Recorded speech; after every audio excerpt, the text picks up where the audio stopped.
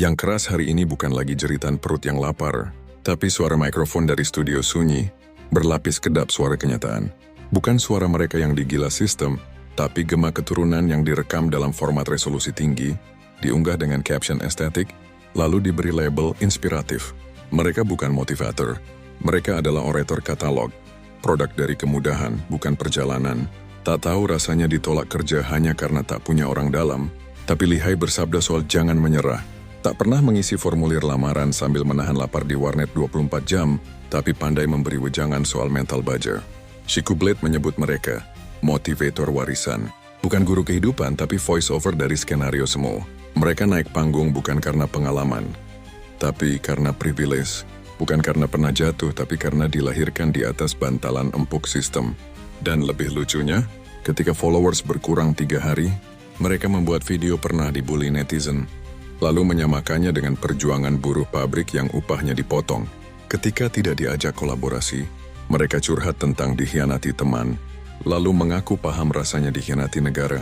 Inilah yang Chico Blade sebut sebagai ilusi meritokrasi. Keberhasilan yang diklaim hasil usaha, padahal disponsori nama belakang dan kode pos elit.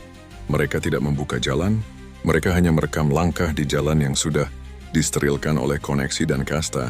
Dan kalian, para penikmat motivasi yang dikemas dalam lighting dan hasil editan, yang mereka bayarin dari kartu kredit yang diwariskan dengan latar penghargaan dari YouTube. Hasil pembodohan massal, style dan mobil mewah seolah-olah itu hasil dari keringat mereka, tak sadar telah menormalisasi kekerasan psikologis, yang dibungkus kata bijak bercampur bahasa toksik berlebihan. Dan ketika kamera menyorot, mereka berkata jangan cari alasan, cari jalan. Padahal jalan itu terbuka karena pagar dijaga oleh kroni mereka sendiri, bukan karena mereka menggali terowongan perjuangan.